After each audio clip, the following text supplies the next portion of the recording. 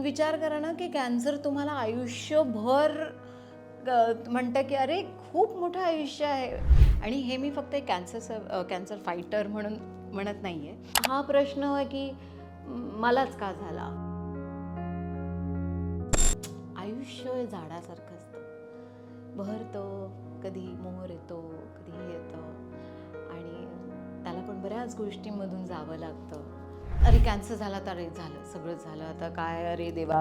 माझ्या आईला brain tumour झाला होता, त्यामुळे आणि माझ्या बाबांना जस्ट ब्रेन स्ट्रोक आला होता. हे बघ, असं नाही की मी रडले नाही, मी मध्येच रडायला होतं मला. मग मी जेव्हा सर्जरी झाली तेव्हा मी ते पोस्ट केलं ॲक्च्युली. माझा पार्टनर होता, त्यामुळे तो नेहमीच असायचा. आता बघ, बसल्या बसल्या थंड आहे बाहेर, पण मला खूप गरम होते. कसं सांगू मी, की मला श्वास घ्यायला सुद्धा मी विचार करते असा.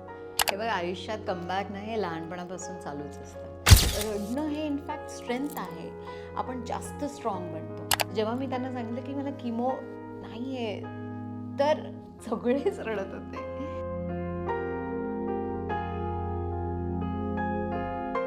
नमस्कार, माझं नाव राजश्री देशपांडे आहे आणि इंट्रोडक्शन काय करू मी. मी संभाजीनगर, ज्याला मी औरंगाबाद म्हणते नेहमी, संभाजीनगरमधून मध्ये माझा जन्म झाला आहे. पुण्यामध्ये माझं शिक्षण झालं आहे आणि मुंबई ही माझी आता कर्मभूमी आहे आणि प्रेम आहे, त्यामुळे मी आहे इथे आता. मी एक कलाकार आहे. सिनेमा आणि वेब सिरीज आणि नाटकांमध्ये सुद्धा काम करते आणि त्या व्यतिरिक्त मी एक नभांगन फाउंडेशन नावाची एक संस्था चालवते. मी मराठवाड्यामध्ये मागच्या एक 12-13 वर्षांपासून तिथलच्या दुष्काळग्रस्त गावांमध्ये मी पाण्यावर काम करते, मी आरोग्यावर काम करते, मी शिक्षणावर काम करते आणि अशा म्हणजे ऊसतोडी कामगार आहे त्यांच्यासाठी मी जास्त काम करते तिथे. त्यामुळे अशी मी आहे. प्रयत्न करते आहे की मी काम करत राहावं आयुष्यभर असंच. आणि लोकांचा प्रतिसाद माझ्या दोन्ही कामांना, म्हणजे माझ्या अभिनयाला आणि माझ्या संस्थेच्या जे कामाला सुद्धा मिळावं. पोस्ट करताना म्हणजे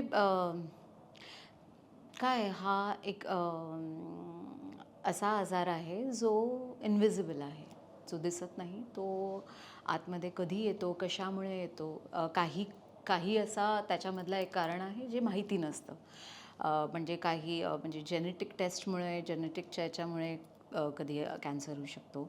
पण आता हॉर्मोनल जो कॅन्सर आहे तो कुठल्या कुठल्या कारणाने होतं, काहीच त्याचं हे नाही आहे. त्यामुळे मला जो स्टेज 1 ब्रेस्ट कॅन्सर झाला होता, हा ER-PR पॉझिटिव्ह होता. मी अगदी रुटीन चेक करायला गेले होते. म्हणजे माझे बाबा औरंगाबादमध्ये, संभाजीनगरमध्ये ICUमध्ये होते. त्यांना ब्रेन स्ट्रोक आला होता. तर आम्ही ICUच्या बाहेर बसलो होतो आणि मी नॉर्मली माझे रेग्युलर टेस्ट करते. कधी-कधी राहून जातं. म्हणजे मी माझ्या गावामध्ये आरोग्याचं इतके शिबिर करते, पण कधी-कधी मी माझं स्वतःचं टेस्ट करणं राहून जातं. मी सगळ्यांना सांगते, "अरे तुम्ही हे केलं का? ते केलं का? ते केलं का?" आणि गावामध्ये सुद्धा आम्ही त्यावेळेस बायकांच्या हेल्थसाठी आम्ही हे सगळे टेस्टचा प्लॅन करत होतो. तर माझी मोठी बहीण जी डॉक्टर आहे, ती आणि मी बसलो होतो हॉस्पिटलमध्ये आणि तिथे समोर अगदी, म्हणजे ते सिनेमागृहामध्ये होतं ना, की याचा एक लाईट पडतो असा. तर तसा आहे, त्या ऑन्कोलॉजी डिपार्टमेंटला लाईट पडला होता आणि मी असंच माझ्या बहिणीला म्हटलं, "अगं मी मॅमो आणि सोनो केलं नाही आहे, बाकी मोस्टली सगळं झालेलं आहे माझं." आणि ती म्हणाली, "आत्ताच कर." तर असं आम्ही लगेच, म्हणजे एके ठिकाणी गेलो, तिथे लाईट गेले. दुसऱ्या ठिकाणी गेलो, तिथे एकच माणूस होतो रेडिओलॉजिस्ट, तीच रिसेप्शन होती, तीच हे होती, त्यामुळे तिला ते सांभाळण्याच्या ह्याच्यामध्ये ती म्हणाली की संध्याकाळी या. मी तरी म्हटलं बहिणीला, म्हटलं आता जाऊ दे, मी मुंबईला गेल्यानंतर करते. आणि आपण बऱ्याच वेळा असं होऊन जातं ना, की स्पेशली बायकांचं खूप होतं, की आपण म्हणतो की हां ठीक आहे, मी करून घेते ना नंतर. आणि आपण ते असं सतत टाळत राहतो काही ना काहीतरी छोट्या छोट्या कारणांमुळे. तर माझी बहीण म्हणाली नाही करच. मग ती परत तिसऱ्या ठिकाणी गेले. मग तिथे आम्ही केल्यानंतर काय माहिती तिला काय वाटत होतं त्यावेळेस.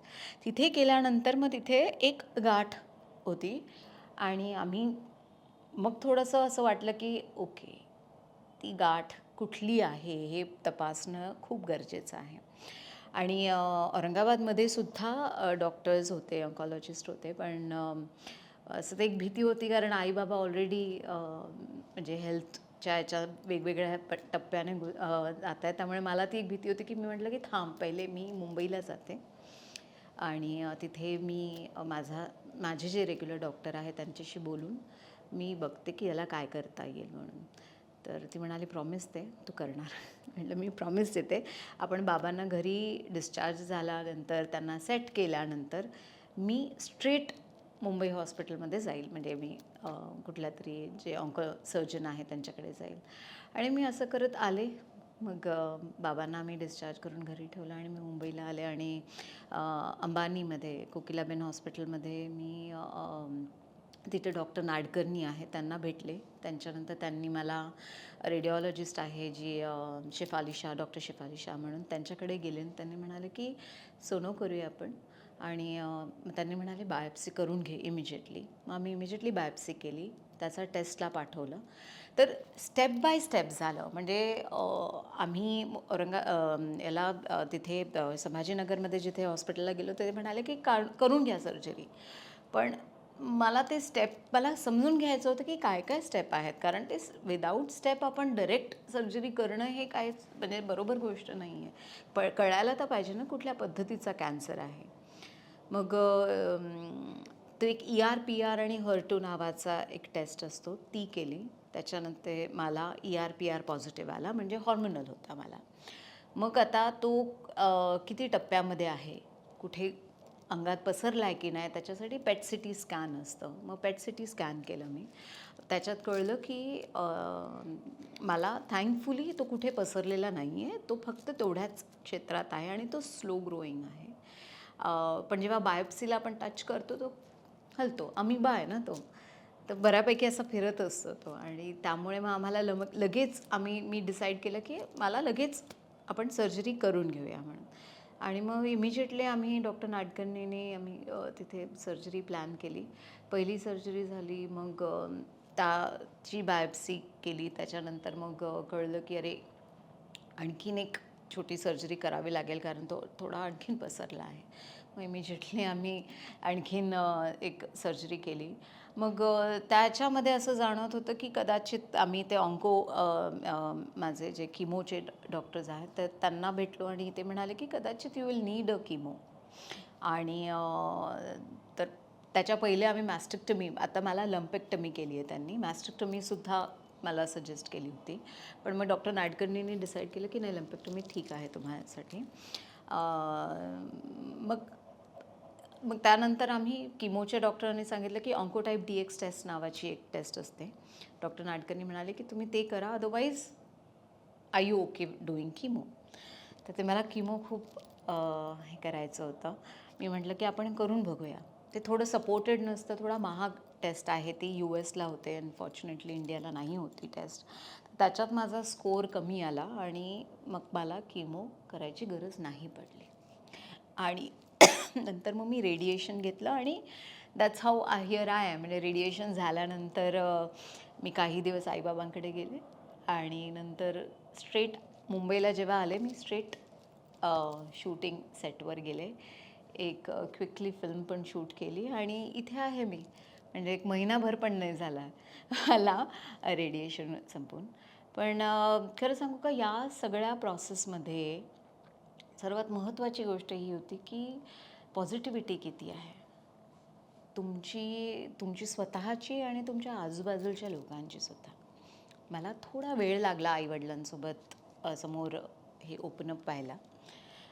माझ्या बहिणी होत्या माझ्यासोबत, म्हणजे महिनाभर आमचं हे सगळं चाललं होतं, हे टेस्ट ते टेस्ट हे कर हे कर. पण माझ्या बहिणींनी, माझ्या पार्टनरनी, माझ्या आजूबाजूच्या मित्रमैत्रिणींनी खूप साथ दिली. मग मी जेव्हा सर्जरी झाली तेव्हा मी ते पोस्ट केलं ॲक्च्युली. आणि तेव्हा मी माझ्या आईला फोन करून सांगितलं की असं असं झालं आहे म्हणून. आणि ते इतक्या मी अगदी माझ्या नेहमीच्या अंदाजामध्ये असं डान्स विन्स करत सांगितलं की ऑफकोर्स मला माहिती आहे की तिला तो धक्का बसला आहे आणि तो राहील. पण तो पहिल्या दिवस म्हणजे तो रोज म्हणजे तो महिनाभरचा जो माझा एक प्रवास होता. कारण जेव्हा मी दरवेळेस टेस्टसाठी वाट बघत होते ना, तेव्हा असं एक कसं असतं ना की माहीत नाही काय होणार आहे. तर त्यामुळे नाही नव्हतं सांगितलं. नव्हतं सांगितलं. आम्ही रोज सकाळी बोलतो आईवडिलांशी आणि मी एखादी गोष्ट लपवणं ते शक्य नसतं. बिलकुल शक्य नसतं. I know. पण मी रोज सकाळी आम्ही जेव्हा फोन करायचो म्हणजे माझी बहीण रडायलाच बघायची. ती म्हणाली, "मी माझा व्हिडिओ ऑन करणार नाही. कारण मी तुला बघितलं की मला असं होतं की आणि कारण मी आईशी बोलते म्हणजे एक WhatsAppचा जो हे आहे, आई, बाबा, माझ्या दोन्ही बहिणी, मी आम्ही असा एक WhatsApp असतो आणि मी नेहमी काही ना काहीतरी नाचत असते, खात असते, हसवत असते. माझं कामच एंटरटेनमेंट आहे घरातलं. त्यामुळे आणि माझी बहीण म्हणाली, तुला बघू शकत नाही की तू या सगळ्यामधून जातीये आणि तू इतकी हसत खेळत बोलतीये, कसं करतीयेस तू हे?" सो पण मला वाटतं की माझी स्ट्रेंथ जर गडबडली तर मला कुठे मिळणार. त्यामुळे मी तिला तेवढंच मला ते स्ट्रॉंग बघायचं होतं पूर्ण वेळ. आणि मी सर्जरी झाल्यानंतर मी जेव्हा सांगितलं ना तेव्हासुद्धा मी हसत खेळत नाचत सांगत होते तिला की तुला माहिती काय झालं असं बोलले मी तिला. काय झालं अगं माझी एक छोटीशी सर्जरी झाली. काय असं असं अशा पद्धतीनं आमचं कॉन्व्हर्सेशन होतं. पण अवघड आहे गं म्हणजे बरं फर्स्ट टाइम जेव्हा तू गेलीस चेकअपला तेव्हा तुझ्याबरोबर कोणी होतं? मी माझं बायोप्सीच्या वेळेस हो माझे मित्रमैत्रिणी होते सगळे होते. किती जण म्हणजे फर्स्ट टाइम खूप हो हो अगदी हो सगळे. मी खरं सांगू का खूप महत्त्वाचं असतं एक ट्राईब तयार करणं स्वतःसाठी. आपण आपल्या सगळ्यांना सोडून आपण इथे मुंबईमध्ये कामासाठी येतो आणि असं होऊन जातं की अरे कोण आहे आपल्यासाठी. आणि आपण कधी ना खूप आईवडिलांवर भार टाकतो बऱ्याच गोष्टींचा. त्यामुळे ऑफकोर्स टाकायला पाहिजे. आपले नातेवाईक आहे, आपले लोक आहेत, पण ना थोडं डिवाईड करायला पाहिजे. नाहीतर आपण ना खूप ओझं करून टाकू त्यांना इमोशनल स्पेसेसचं. त्यामुळे माझी जी ट्राईब होती इकडे, माझे जे मित्रमैत्रिणी होते, त्यांनी माझी भयंकर काळजी घेतली, भयंकर. आणि कसं ना की आपण जेव्हा या सगळ्या याच्यातून जातो आणि हे मी फक्त एक कॅन्सर फायटर म्हणून म्हणत नाही आहे, पण स्पेशली बायका ज्या 35मधून पुढे जातात ना त्या एक पेरीमेनोपॉजपासून सुरू होतात. त्यामुळे बऱ्याच अशा गोष्टी आपल्यामध्ये असतात ज्या आपण सांगू नाही शकत की अरे आज पिरियड्समुळे पोट दुखतं आहे आणि म्हणून माझा थोडासा ब्रेन फॉग झाला आहे. आणि ही गोष्ट ना समोरचा माणूस नाही समजून घेत. इट्स सो अनफॉर्च्युनेट की त्याला असं वाटतं अरे कशाला काय जाऊ देईल असं. पण त्या वेळेत तो जो ट्राईब साथ देतो ना आपण जास्तच चांगलं काम करू शकतो. पण हे आत्ताही लोकांना कळत नाही आहे की पेरीमेनोपॉज आणि मेनोपॉज ही एक स्पेस आहे किंवा कुठल्याही एक कोणीही आपण जेव्हा याच्यातून जात असतो कुठल्याही याच्यामधून तेव्हा एकमेकांना कसं प्रेमाने समजून घ्यावं आणि सोबत काम करावं हे जरा आणखीनही म्हणजे कळलेलं नाही आहे समाजाला. माझा पार्टनर होता त्यामुळे तो नेहमीच असायचा सोबत.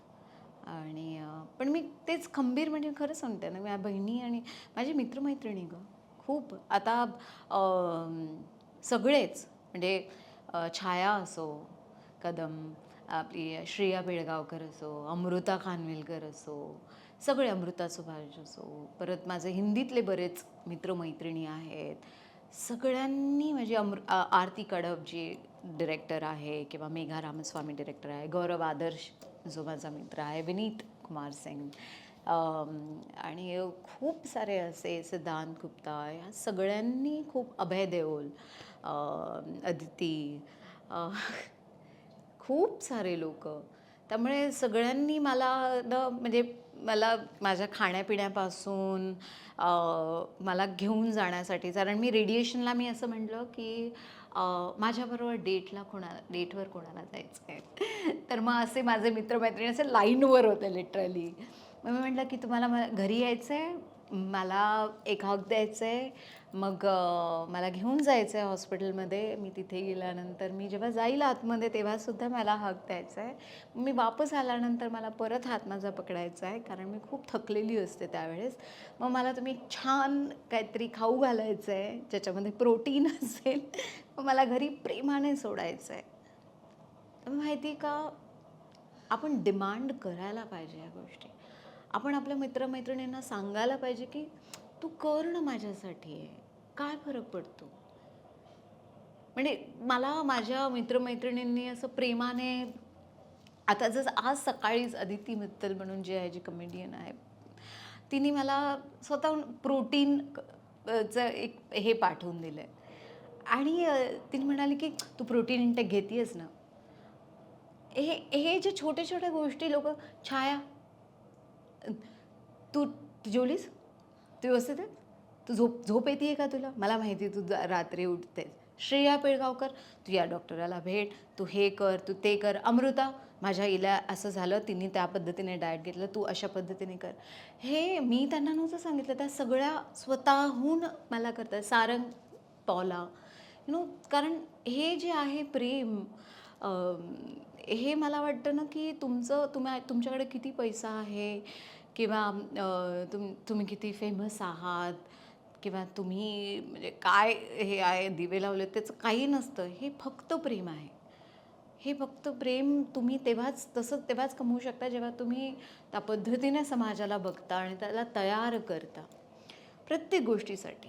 इवन आमचे डिरेक्टर समीर आणि मुक्तल, म्हणजे मी खरं सांगू, मी खूप कमी प्रमोशन आणि त्याला जास्त हे करते, पण ह्या दोघांचं प्रेम इतकं आहे ना, त्यांनीसुद्धा माझं थ्रू आऊट काळजी घेतली. गिरीशने थोड्या वेळानंतर कॉल केला. तो म्हणाला की मी ना कसं सांगू तुला, मी एक ना ब्रेस्ट कॅन्सरवर एक स्क्रिप्ट लिहिली आहे. तर त्याने असं सुरू केलं. सो कारण मला कळते की त्याला काय हे आहे, आणि त्याच्या पण मनामध्ये काय आहे की ती कसं मी हे करू. कारण आपण कुठल्याही याच्यातून जेव्हा जातो तेव्हा वेदना तर आहेच आहे, पण मनामध्ये जी धांदल उडलेली आहे त्याला कसं सांभाळायचं ना आपण. आता बघ, बसल्या बसल्या थंड आहे बाहेर, पण मला खूप गरम होते. मी घामोघाम सतत सडनली घामोघाम होते. कसं सांगू मी की मला श्वास घ्यायला सुद्धा मी विचार करते असा. पण हे नॉर्मल आहे. थोड्या वेळाने माझा ब्रेन फॉग जरी झाला असेल तरी मी नॉर्मल होऊन जाईल. हे फक्त मी कॅन्सर म्हणून याच्यासाठी नाही आहे. हे प्रत्येक बाई आजच्या याच्यामध्ये तिला या गोष्टी सगळ्या होत आहेत. माणसांना पण होत आहेत, बायकांना पण होत आहेत. हे बघ, आयुष्यात कमबॅक नाही, हे लहानपणापासून चालूच असतं. आपण पडलो तर आपण उठतो ना, आपल्याला लागलं तर आपण थांबतो का ना. प्रत्येक गोष्टीमध्ये म्हणजे हे कमबॅक आपण खरंच त्या तिथून सुरूच असतं आपलं. शाळामधून कॉलेजमध्ये जायचं, काय करायचं याच्यासाठी उभं राहायचं, हे कमबॅकच आहे. आपल्याला आवडतं त्या पद्धतीने करायचं, आपल्याला आवडतात ते कपडे घालायचं, आपल्याला ज्या गोष्टी पटत नाही त्याबद्दल बोलायचं, हे सुद्धा जेव्हा आपण स्वतःसाठी उभं राहतो ते पण कमबॅक आहे. आणि हे प्रत्येक वेळेस करावं लागतं. म्हणजे डिकन्स्ट्रक्ट ही जी गोष्ट आहे, जेव्हा आपण कुठल्याही गोष्टीसाठी, जसं मी आता मी संभाजीनगरमधून मी पुण्याला शिकायला आले होते, तेव्हा पण एक रिबेल हे कर की मला शिकायचं आहे, मला काहीतरी वेगळं करायचं आहे आणि मला इथून पुढे काहीतरी जायचं आहे, कारण मला अपॉर्च्युनिटीज मोठ्या शहरामध्ये दिसतात आणि ही त्यावेळेसची गोष्ट आहे. त्यामुळे इट्स अनफॉर्च्युनेट, त्यावेळेस तेवढ्या अपॉर्च्युनिटीज मला तिथे संभाजीनगरमध्ये नव्हत्या. पण पुण्यामधून मग आई म्हणाली की अरे आम्ही कसं, कारण आले तर मग मी एका छोट्या घरातूनच ना, जिथे आईवडिलांनी अगदी मेहनत करून आम्हा तिघींना वाढवलं की मुली आहे म्हणजे आजकाल हे पण होतं, त्यावेळेस असं पण होतं की अरे शिक्षण तर करावंच लागेल, कारण लग्न कसं करणार. त्यामुळे त्या याच्यातून जेव्हा आपण पुढे जातो तेव्हा मी आईला म्हटलं की मी पार्ट टाईम नोकरी करेल, मी माझं सांभाळून घेईल. तसं मी लॉचं शिक्षण घेतलं सिम्बायसिस कॉलेजमध्ये. आणि तिथून मग मी काम करता करता पैसे कमवण्यासाठी मी ॲडव्हर्टायझिंगमध्ये होते, तिथे क्लायंट सर्व्हिसिंग होते, जेव्हा मला माहितीही नव्हतं की क्लायंट सर्व्हिसिंग असतं काय म्हणून. मग ते करता करता पैसे कमवण्याचाच एक हे झाला होता. पण त्याच्यामध्ये असं मला वाटलं की कुठेतरी माझं जे एक एंटरटेनमेंट, कारण मी लहानपणापासून एक मिमिक्री आर्टिस्ट होते घरातले. त्यामुळे माझं कामच हे होतं की कोणीही घरात आलं तर माझे आई म्हणायचे, एक डान्स करून दाखव. बाबा म्हणायचे, अरे जरा ते जोक सांग ना असं. ते असं. आणि मला इतका आनंद व्हायचा, कारण तू विचार करणार आहे, मी कुणी आलं ना, मी जेव्हा डान्स करायचे ना, माधुरी दीक्षितवर बरोबरच्या गाण्यावर सगळ्यांवर मी डान्स करायचे आणि लोकं मला खुश होऊन काहीतरी ₹2, ₹5 किंवा काहीतरी चॉकलेट असं काहीतरी द्यायचे. आणि मला त्या पैशांच्या ऐवजी मला ते त्यांच्या चेहऱ्यावरचा जो आनंद होता ना, तो तो म्हणजे तो अनमोल होता माझ्यासाठी. आणि मला वाटायचं की हेच माझं जॉय आहे. पण जेव्हा आपण छोट्या शहरातून येतो तेव्हा असं असतं की बाबा पहिले शिका, नोकरी करा, प्रोटोकॉल असतो ना आयुष्याचा. मग लग्न करा आणि करिअर असायला पाहिजे, तुम्ही सेटल असायला पाहिजे, हे सगळ्या गोष्टी असतात. आणि मग मग तुमच्या आवडीनिवडी, तुम्हाला खरंच काय आवडतं हे तुम्ही खूप म्हणजे शेवटी विचार करता. आणि मला ते नव्हतं करायचं. त्यामुळे मी ॲडव्हर्टायझिंग सोडलं मी 5-6 वर्षानंतर आणि मी म्हटलं मी मुंबईला जातात. मग मुंबईचा प्रवास सुरू झाला आणि मग इथे आल्यानंतर मग आता इथे आहे. तर आईने माझी नजर काढली खूप सारी. आणि अवघड होतं माझ्यासाठी ते. पण मला वाटतं आईनी खूप सांभाळून घेतलं. ती इतकी नॉर्मल होती माझ्याबरोबर की ऑफकोर्स ती खूप हल्ली होती आतमधून. पण तिलाही माहिती होतं की मी कुठल्यातून गेलेली आहे. त्यामुळे तिने काय नाही, आम्ही आले जसं एंटर केलं आमचं घरामध्ये, तिथे 2 आंब्याची झाडं आहेत. आमच्या कॉलनीमध्ये जिथे मी राहते घरातच 2 आंब्याची झाडं आहेत. आणि मी एंटर केलं, तिने पूजा केली, गेलं म्हणाली वर बघ. तर म्हटलं काय झालं, बघ किती कैऱ्या आल्यात. आणि एक तिचं हे होतं की आयुष्य झाडासारखं असतं, बहरतं, कधी मोहर येतो, कधी हे येतं आणि त्याला पण बऱ्याच गोष्टींमधून जावं लागतं. असंच असतं आयुष्य. आणि मला ही शिकवणूक दोघांनी नेहमीच दिलेली आहे. दोघेही शेतकरी घरातले आहेत ना आणि खूप मेहनत करून आलेले आहेत. त्यामुळे त्यांना या सगळ्या गोष्टींची खूप जाण आहे आणि त्यांना हेही माहिती आहे की कितीही काही झालं तरी उभं राहणं, सामोरं जाणं प्रेमाने. म्हणजे जिल्हा परिषदमध्ये माझी आई बऱ्याच वेळा काम होती. नंतर युनिव्हर्सिटीमध्ये माझा बाबा काम करायचे. तर खूप असं होतं की खूप पैसा कदाचित कमवू शकले असते. छोटंसं घर आहे माझं तिथे. त्यांच्या बाकीच्या कलिगचं मोठे घरं आहेत. ते अतिशय प्रामाणिकपणे, प्रेमाने, लोकांना सोबत घेऊन असं त्यांनी उभं केलेलं आहे. आणि त्यांनी मला आणि माझ्या बहिणींना पण तेच शिकवणूक दिलेली आहे की कितीही झालं तरी आपण जमिनीवर राहून प्रेमाने काम करायचं आणि चांगलं काम करायचं. माझे बाबा फार क्यूट आहे. आय नो 88 आहेत ते सध्या. जेव्हा त्यांना मी मागच्या 3 महिन्यांपूर्वी जेव्हा मी त्यांना बाय म्हणून गेले होते तेव्हा ते हॉस्पिटलमधून जस्ट घरी आले होते. आणि तर ब्रेन स्ट्रोक झाल्यामुळे थोडंसं तर बऱ्याच आहेत त्यांचं. मी गेले घरी आणि ते बासुरी वाजवतात आत्ताही. तर त्यांनी माझ्यासाठी तुझे देखा तो ये जाना सनम गाणं गायलं. तो व्हिडिओ पण मी टाकला होता इनफॅक्ट. तर काही नाही, माझे बाबा मस्त बासुरी तर ते खूप जास्त एक्सप्रेस नाही करत, कारण ते पण त्या याच्यातले आहेत, त्यामुळे त्यांना असं कसं मी तुला दाखवू की मला किती त्रास होतोय, अशा पद्धतीने ते खूप हे असतात. पण ते समजून येतं त्यांना, ते ज्या पद्धतीने व्यक्त करतात त्यांचं दुःख किंवा त्यांची खुशी, ते कळतं. आणि कसं ना की आम्ही बरेच वर्ष, मी फक्त आता मिठी मारायला लागली आहे बाबांना. आपण आधीच्या ह्याच्यामध्ये असं होतं की बाबांना मिठी मारणं हे बाबाला थोडंसं असं वाटायचं की बाबासुद्धा असं आत्ता जरा, कारण बाबा मिठी मारतात, आत्ता आपण अशी मिठी मारतोय, बाबा अशी मिठी मारतात, हां ठीक आहे ना बाळ.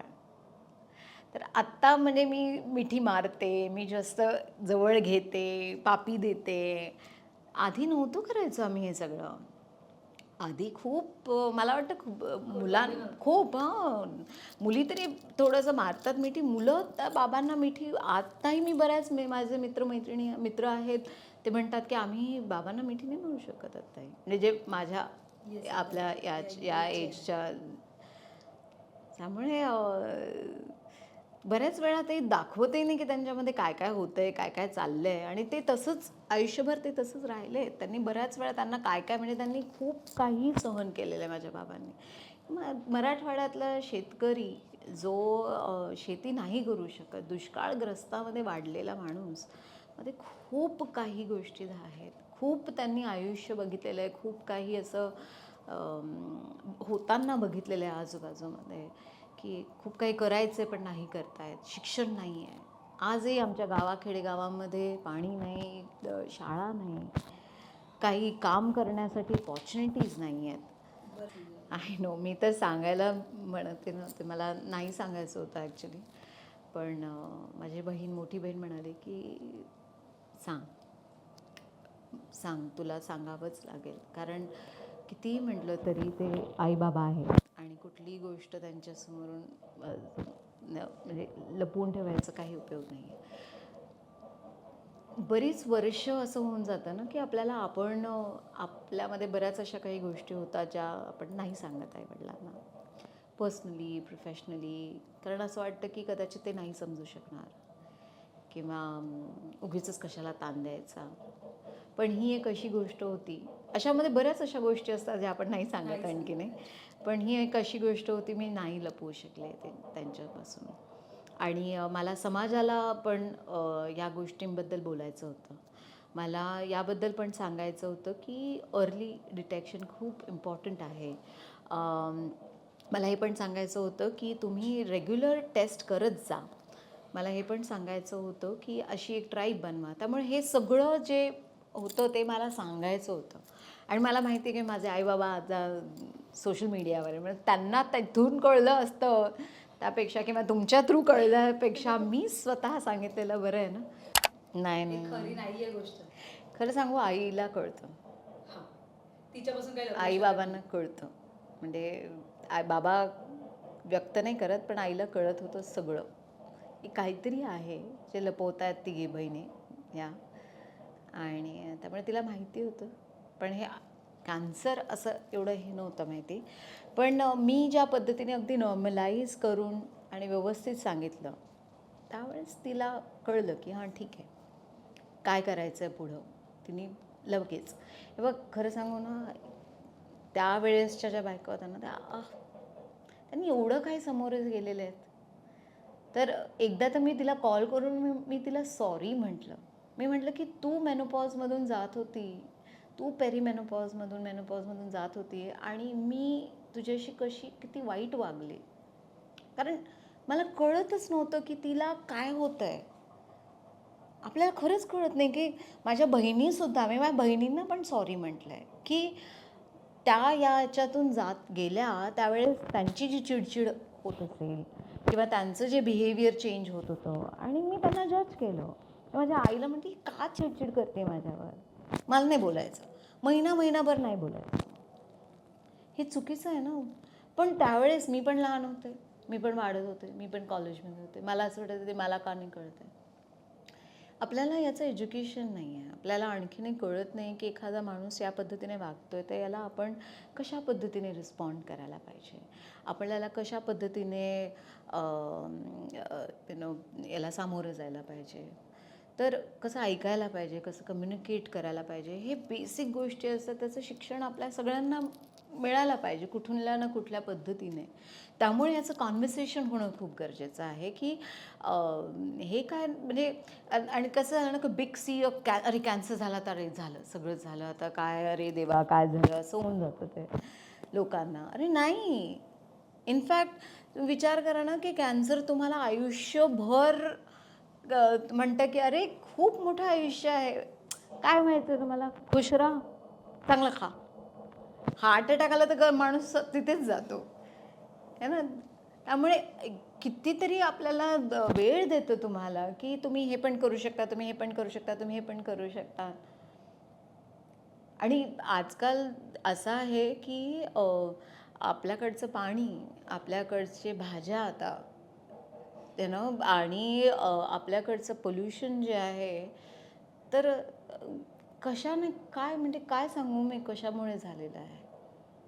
स्ट्रेस लेवल जो आहे कामावरचा, तुम्ही गावाखेडेगावामधलं काम बघा किंवा माझं सिनेमा इंडस्ट्रीमधलं काम आहे, प्रत्येक ठिकाणी आहे, कॉर्पोरेटमध्ये बघा, मेडिकलमध्ये बघा, सगळ्या ठिकाणी एक वेगळ्या पद्धतीचा स्ट्रेस आहे. आपण एवढे स्ट्रेस झालेलो आहोत आयुष्यामध्ये की आपण विसरून गेलेलो आहे की छोट्या छोट्या गोष्टींमधून किती आपण आयुष्य घालवतो आहे, छोट्या छोट्या गोष्टींच्या याच्यातून. सो मला वाटतं की खूप प्रयत्न करूनसुद्धा कधी ना कधीतरी तो माझ्यामध्ये पण आला असेल. नाही, फसवत आहे असं नाही वाटलं मला, पण रोज वाटायचं की मला आज सांगायला पाहिजे, मला आज सांगायला पाहिजे, रोज म्हणजे महिनाभर मला असं वाटत होतं. पण माझ्या बहिणी दोन्ही होत्या. माझ्या आईला ब्रेन ट्यूमर झाला होता, त्यामुळे आणि माझ्या बाबांना जस्ट ब्रेन स्ट्रोक आला होता. त्यामुळे तो महिना मला त्यांना हील व्हायला द्यायचा होता. आणि माझी आई जेव्हा माझे बाबांचं हे चाललं होतं त्यावेळेस तिला मेजर हे होतं, तिचं BP खूप वाढायचं सतत, कारण खूप स्ट्रेस होता घरात, हे ते बऱ्याच गोष्टी. आणि अशा क्षणांमध्ये आपण आणखीन आपला स्ट्रेस त्याच्यामध्ये टाकणं, सॉरी आई. आता हे ऑनलाईन जाईल ना, त्यामुळे मला तिला सॉरी इथेच म्हणावं लागेल. पण खूप गोड आहेत दोघं तसे, त्यांना कळून जातं. पण त्याच्यामध्ये आपण आपला हा थोडासा स्ट्रेस म्हणजे एक वेळ असते ना कदाचित, असं असा विचार करून करायला पाहिजे की हां. पण माझ्या बहिणी होत्या, माझा पार्टनर होता, त्यामुळे ते तिघंही माझ्याबरोबर अगदी खंबीरतेने उभे होते. माझी बहीण, मोठी बहीण जी आहे ती डॉक्टरच आहे, ती लॉयर पण आहे, तर मेडिको लीगलमध्ये काम करते, त्यामुळे तिचा पण खूप मोठा मला आधार होता. मधली बहीण माझी ती पण माझी म्हणजे तर त्यामुळे ते आधार घरातला होताच.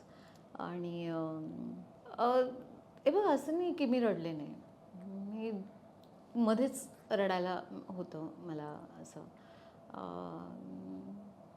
पण आता कसं सांगू मी. रडणं हे खूप चांगली गोष्ट आहे ॲक्च्युली, खूपच चांगली गोष्ट आहे. खरंच रडून घ्यायला पाहिजे, प्रत्येक क्षणांमध्ये रडून घ्यायला पाहिजे. तुम्ही आनंदी आहात, रडून घ्यायला पाहिजे. तुम्हाला दुःख होतं आहे, तुम्ही रडून घ्यायला पाहिजे. तुम्ही ओव्हरवेल्म झाला आहे कुठल्या गोष्टीला, रडून घ्यायला पाहिजे. खूप चांगली गोष्ट आहे, कारण मोकळं होतं आपण. आणि मी पण खूप मोकळी व्हायची, मध्ये मध्येच असं वाटायचं. हा प्रश्न आहे की मलाच का झाला. पण मला असं वाटतं की मला झाला, ॲटलिस्ट मी याबद्दल बोलू शकते. कारण मी जेव्हा सांगितलं लोकांना की मला असं असं झालेलं आहे, तर मला इतके मेसेजेस आलेत की त्यांनी सांगितलेलं पण नाही आहे की त्यांच्या घरामध्ये किंवा आजूबाजूच्या लोकांना की हे असं असं झालेलं आहे. कामामध्ये सुद्धा, कारण त्यांना हेच, कारण लोकांना असं वाटतं ना की अरे तुम्ही दुर्बळ आहात, आता तुम्ही काय काम करण्याच्या ह्याच्यात नाही आहात, अशा पद्धतीची धारणा आहेत लोकांच्या. अरे असं कसं, इनफॅक्ट तो माणूस जास्त काम करेल. म्हणजे मला असं वाटतं की मला मला पण काही लोकांनी म्हटलं की अरे आता तू ॲक्टिंग नाही करणार. मी म्हटलं नाही, मी आता जास्त काम करणार. आणि in fact I am a much better actor नाव, कारण मी अशा अनेक भावना आहेत, त्याला मी खूप चांगल्या पद्धतीने फील करू शकते. तर मी चांगली ॲक्टर बनेल आता. जे काय आत्तापर्यंत केलेलं आहे त्याच्यापेक्षा जास्त चांगलं मी तुम्हाला करून दाखवू शकते. कारण मी एक वेगळ्या पद्धतीने फील करते आहे. सो मला वाटतं की आयुष्यामध्ये रडणं हे आपण कधीही असं एक वीकनेस म्हणून कधीच नाही बघायला पाहिजे. रडणं हे इनफॅक्ट स्ट्रेंथ आहे. आपण जास्त स्ट्रॉंग बनतो. So it's nice, celebrate that. काही नाही, तो तसं बघितलं तर खूपच आनंदी माणूस आहे. त्यामुळे त्याने ऑफकोर्स तो खचला असेलच. बघ, प्रत्येक माझं सगळेच आजूबाजूचे लोक आतमध्ये हे होते, सगळेच. पण आम्ही एक माझ्यासमोर सगळे अतिशय स्ट्रॉंग होते. कारण त्यांना माहिती होतं की ते हल्ले, कदाचित मी पण हल्ले. त्यामुळे ते आपल्या आपल्या याच्यामध्ये थोडंसं हे होत होतं. म्हणजे मला आणखीने म्हणजे ऑफकोर्स आहेच आहे, पण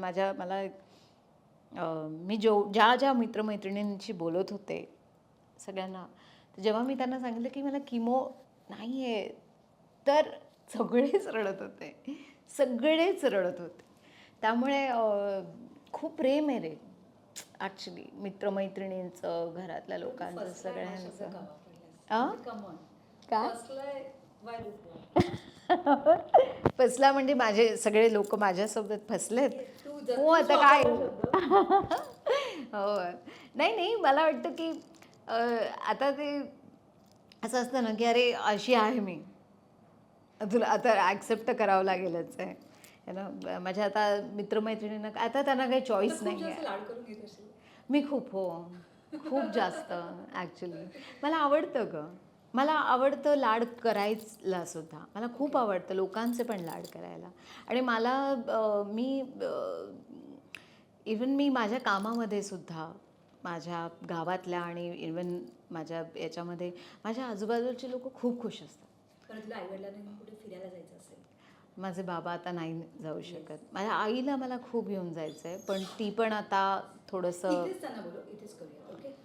ती पण नाही जाऊ शकत बाहेर. कारण आता तिचं पण म्हणजे हे झालं आहे. पण बाबांना सोडून नाही जात ती. सो मी पण ती मुंबईला आले की मी तिला खूप पॅम्पर करते. मला ॲक्च्युली ना लोकांना पॅम्पर करणं खूप आवडतं. बरं, तू ज्या पद्धतीने स्ट्रॉंग आहेस, हा पूर्ण प्रवास सांगताना तुझी स्माईल तू तशीच मेंटेन ठेवली आहेस आणि ती आम्हाला आवडली आहे. सो हसत हसत प्रेक्षकांना जाता जाता काय सल्ला देशील?